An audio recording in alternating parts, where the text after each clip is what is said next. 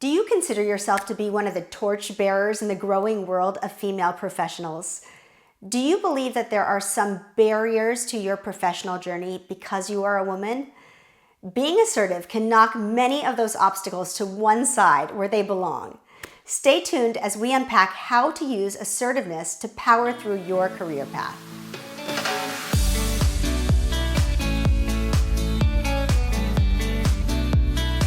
Hi everyone, I'm Fia Fastbinder and welcome to Moxie Talk, where we help you find your voice, share your message, and lead with confidence. Today, I am going to unpack everything you need to know about assertive communication skills.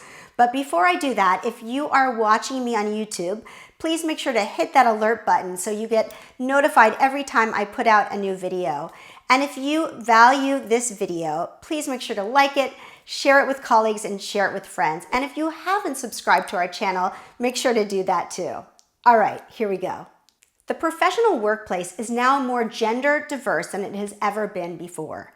A decade ago, women were only 35% of the global workforce. Now we're up to 40%. We still have a long ways to go, but we're getting there.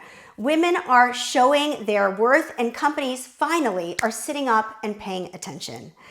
Many organizations are taking the initiative to promote gender diversity through programs like unconscious bias training, flexible work arrangements, and recruitment programs targeted at women.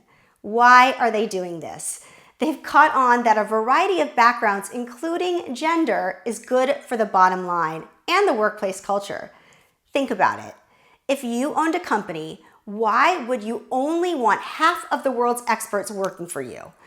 By being more open to female professionals, the talent pool is doubled in size. There are twice the fresh perspectives, twice the problem-solving skills, twice the creativity and profitability, and twice the performance. Oh, and half the competition. But at the end of the day, companies are made up of individual people, and these individuals bring their backgrounds, their cultural norms, and their personal biases with them wherever they go, including the workplace. Old cultural norms die hard, and some of those include a bias against women, unfortunately. Plus, there are aspects of leadership that are traditionally and stereotypically viewed as masculine. There is the stereotypical antiquated leader who is a top-down, iron-fisted authority figure, or someone who makes decisions without asking many questions from others. This being said, these stereotypes are just that. Assertiveness, dominance, and being competitive are traits that women can flex just as effectively as men. A lot of them have just been taught that women don't behave that way, or that being this way is aggressive. Perspectives are starting to change, and the good news is that the majority of companies are on our side. Companies today are placing more value on other leadership qualities such as empathy, collaboration, and emotional intelligence.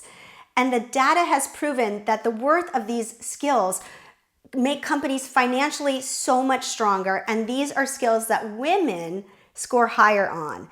So traditional models are starting to go out the window. But even if your company as a whole may be on your side, there are individuals who may be trying to block you as you level up your career. So let's nail this down. Being an assertive professional woman is something you not only owe yourself, but the biases of others should not be stopping you or holding you back from your big goals because they're glued to some wrong notions about women.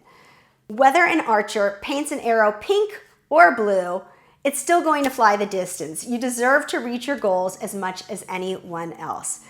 Now, your example as an assertive woman is an asset that other female professionals might not have.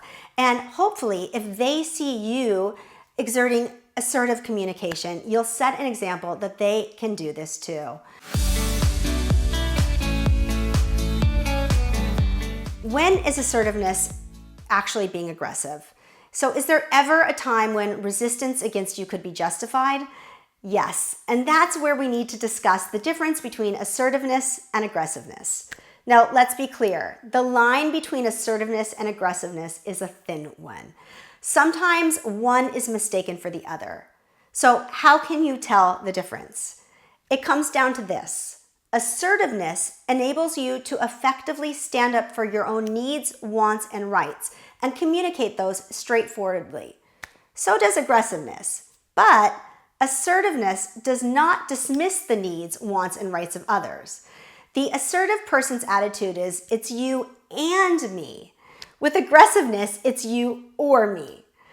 Assertiveness safeguards your needs and wants from being walked on because you establish clear boundaries while respecting the boundaries of others. Aggressiveness dictates that you walk all over others before they walk all over you. The aggressive person only cares about winning.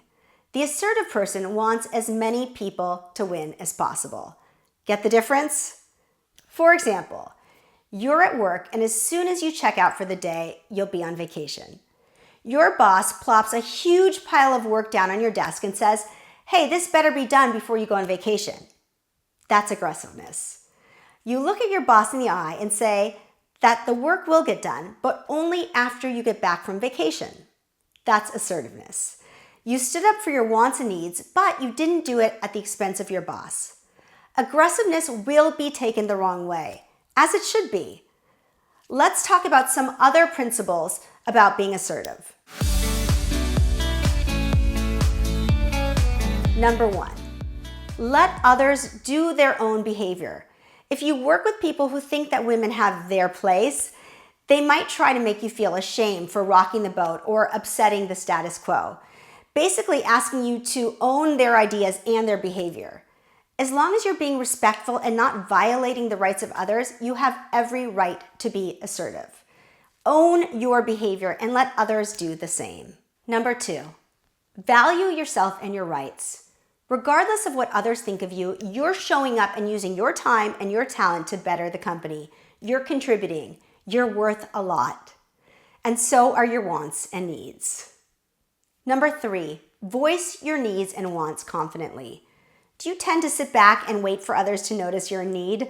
You'll be waiting a long time. That doesn't mean people don't care. It means that it isn't always obvious. If I'm your boss, I can't tell that you need something just by looking at you. If you don't ask, you won't get.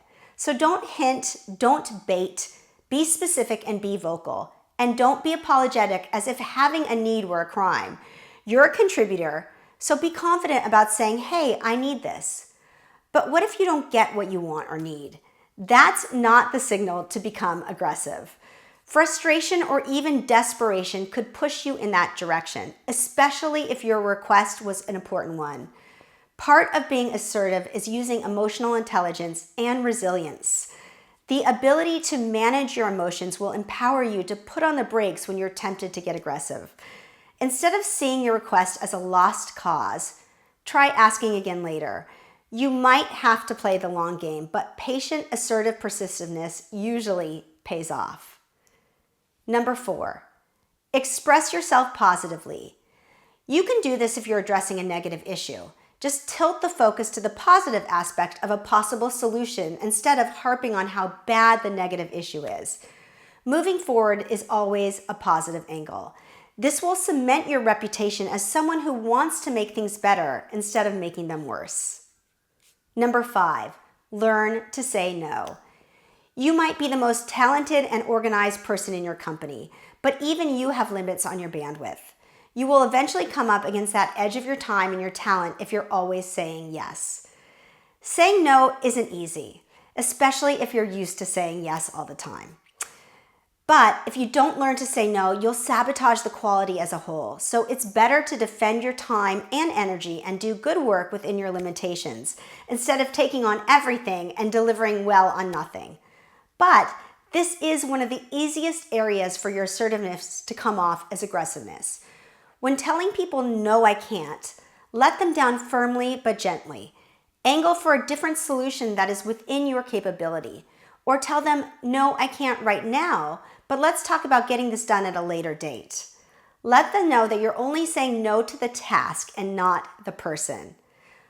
Those are all good pointers on assertiveness in general, but how do you look the part and sound the part of being assertive? A powerful voice without a powerful body language makes you look threatened or even insecure. So let's learn how to look and sound the part.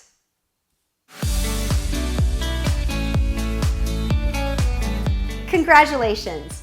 You've journeyed halfway through this video. Now let's take a quick break, stretch if you need to, and if you haven't done so already, subscribe to our channel. There, that was easy. Okay, now back to our regularly scheduled programming. Nonverbal assertiveness. Suppose you tell a colleague with a flawless assertiveness that you really need the last report, the one they promised 2 days ago, ASAP. But you do it without looking them in the eye, with folded arms, hunched over like you're dodging bullets. Your body language needs to align with what you're saying. The first thing you want to do is get in the habit of making eye contact. This automatically makes you more assertive and sends a clear signal that you're present. You're not looking at your phone, you're not looking at the bulletin board. No, you're here and you're invested in the discussion and any reactions to it. This encourages the other party to also reciprocate. Think of it as a universal sign of friendship and the nonverbal equivalent of saying someone's name. It serves the dual purpose of dignifying them and also keeping their attention. It can also take some of the pressure off of you by encouraging you to listen with everything you've got. Get so dialed into the conversation that you forget about any feelings of awkwardness. Now, let's talk about some physical signs of assertiveness. Having strong posture. Remember when your parents kept telling you to sit up straight? They were preparing you to be assertive, believe it or not.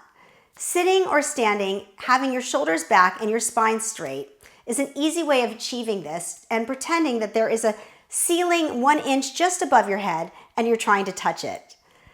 Another method is to imagine that there's a string attached to the very top of your skull and you're hanging by it, which straightens your back and shoulders.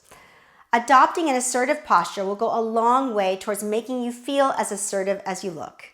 Your body language shapes who you are. That's a proven fact and the title of one of my favorite TED Talks by Amy Cuddy. So what does assertiveness sound like? You don't need to scream like a drill sergeant, but you do need to become a happy warrior. This is a popular leadership principle that balances strength with warmth. Warriors are not slouching when it comes to rising up to the challenges. But a happy warrior, not a fierce one, leads with qualities that inspire confidence and trust instead of fear. So what kind of voice do you picture a happy warrior having as they stand tall and make eye contact? Practice having a tone of voice that is just as warm as it is strong. The voice of a coach or an advocate that wants to see you reach your full potential. This signals to others that you respect and value them even while making a stand for yourself. For a deep dive on vocal techniques that can give you the voice of leadership, check out our Vocal Techniques for Presentation Skills playlist. And for a deep dive on physical techniques that can help you with confident nonverbal communication, check out our body language videos and our presentation skills playlists.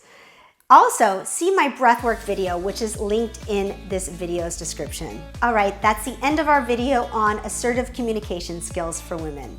I hope you found value in this video. If you did, please make sure to like it, share it with a friend or colleague, and feel free to deep dive into all things presentation skills with one of our playlists. Last but not least, if you haven't subscribed to our channel, please make sure to do so. Until next time, please remember to live boldly, lead brilliantly, and speak with moxie.